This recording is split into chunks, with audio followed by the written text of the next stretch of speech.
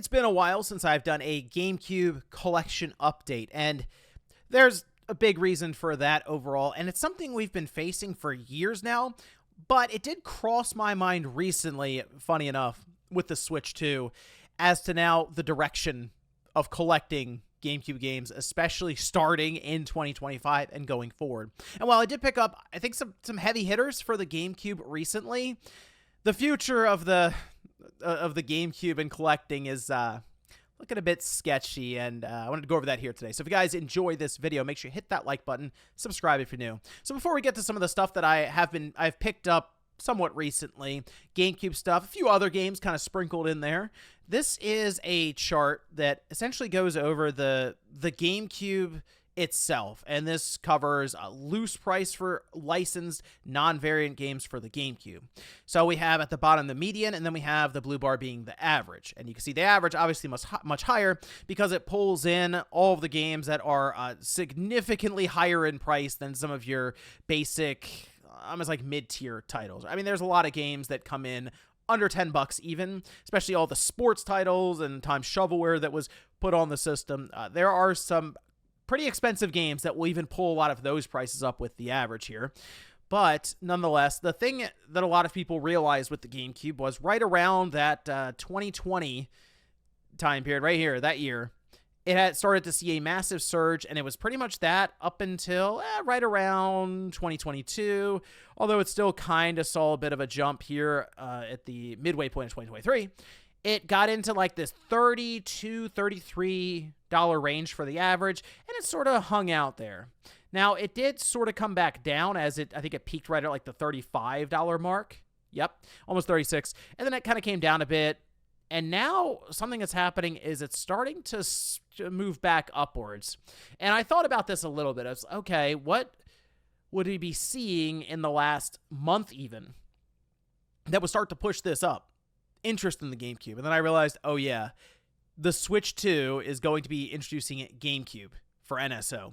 And it might not seem like a huge deal because it has, 3 games that'll be going in day one. But the point is a system that didn't necessarily have a mass audience when it came out back in the day. It didn't sell a ton of systems. It was like 25, 26, something like that, right?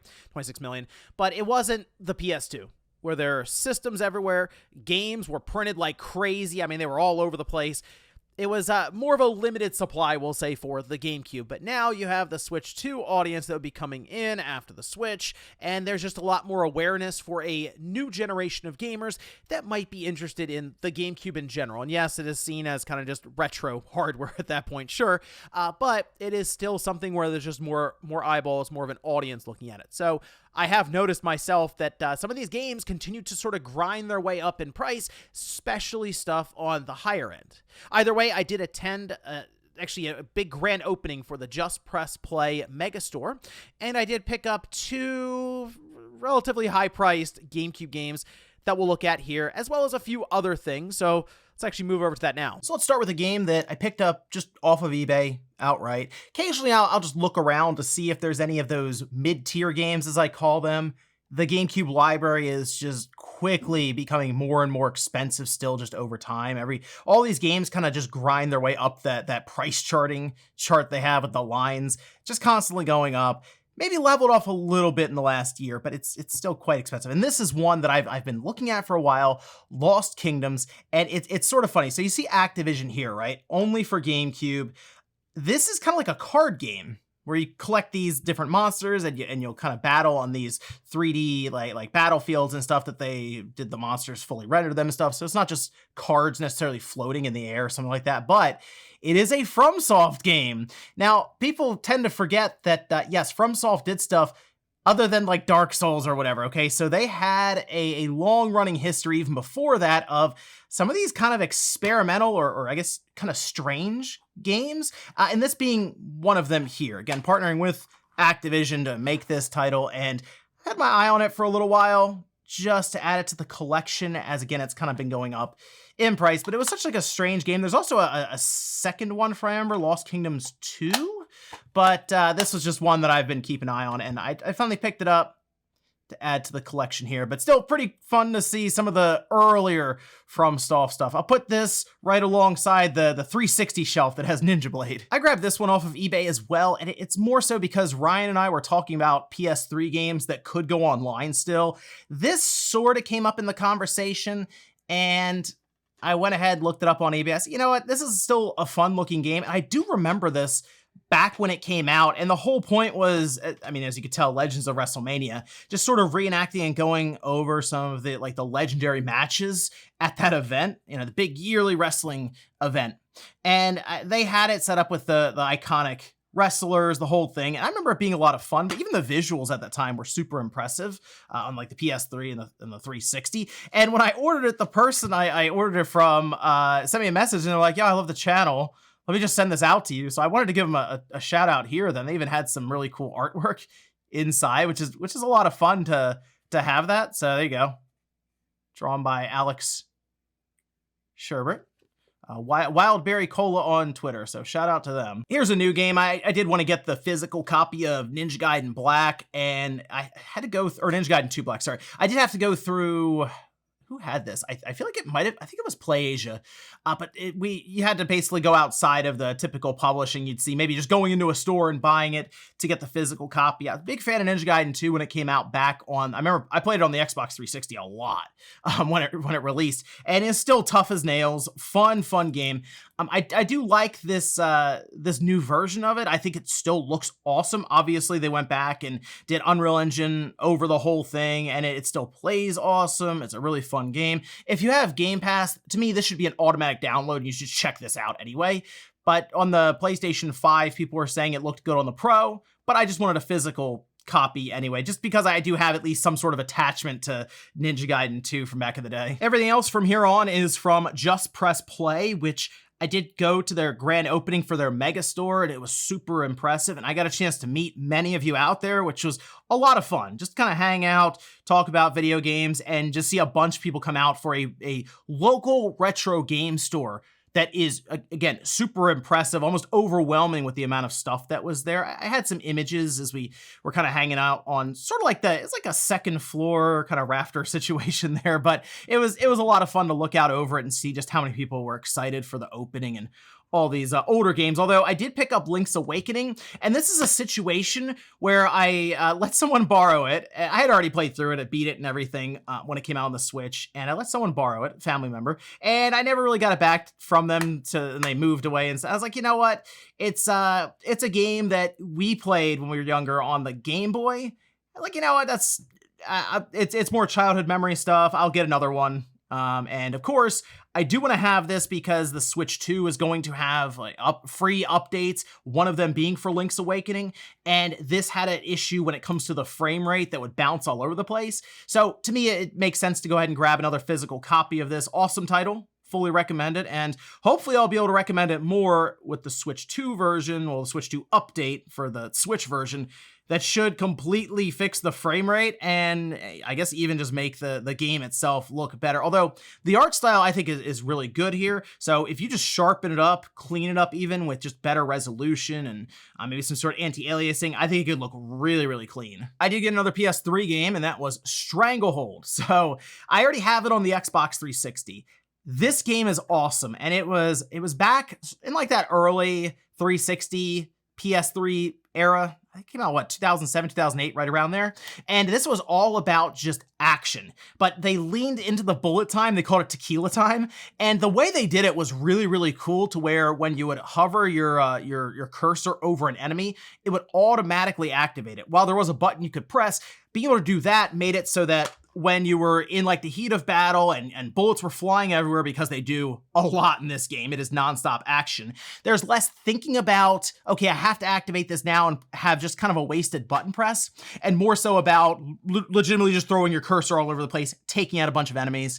And they have other things with it as well, where you can almost have the sniper elite bullet time shot that'll fly out and almost zoom in on a person as it hits them.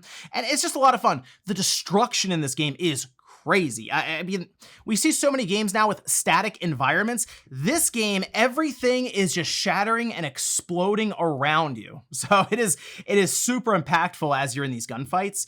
And I was looking for, there's a special edition of this that had Hard Boiled along with the game, I think on the same disc, and I couldn't find it there at Just Press Play, but this was there. It's in good shape. I was like, you know what, I'm really just getting it for the game anyway. I can kind of just watch the Hard Boiled movie elsewhere, so just because it was in such good shape, went ahead and picked it up. So I have this on the 360 and the PS3. I fully recommend it. It's on GOG, Good Old Games on PC right now, DRM free for $10. So if nothing else, I recommend picking it up there and probably playing it with just a significantly better frame rate and resolution. And finally, on to the good stuff, the big ones. All right, so I did pick up 2 big GameCube games while I was there. And I will admit some of that had to do with them giving me store credit as a thank you for coming out and everything for the event. So I did use that to kind of soften the blow of the prices on these 2 games. Of course, it's a big game store, so I end up still spending money after getting store credit from them. But nonetheless, the 2 games, there's one game I was really looking at, and it was very expensive, and I was like, you know what, let me look at some of the, I don't want to say mid-tier games, because neither of these games are considered mid-tier, but because they had these 2 games pretty clean, I went ahead and went for it. One being Modellista.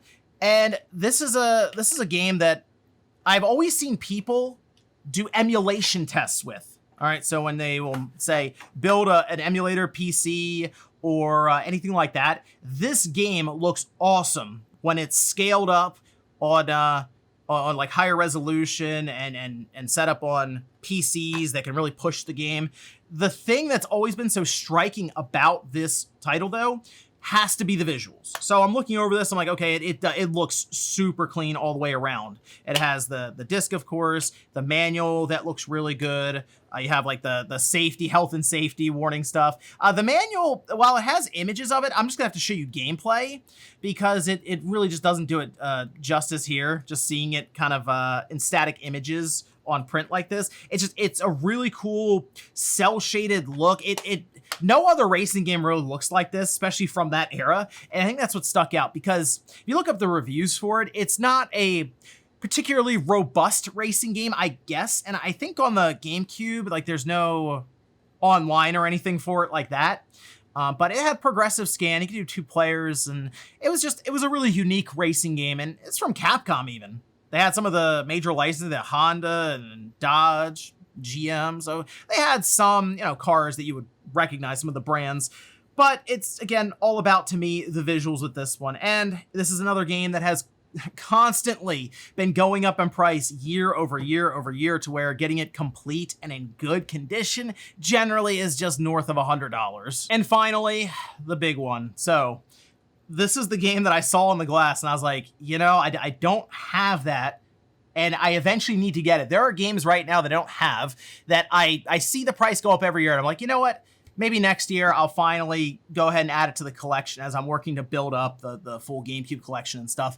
And as the more I put it off, the more expensive it gets, the more it ends up cutting into the funds later on. So I said, finally, you know what? They gave the store credit. I can soften the blow a bit on something like this. Chibi-Robo Plug-in Adventure. It's in good shape. It is complete. And it is funny because I definitely remember we played it back in the day.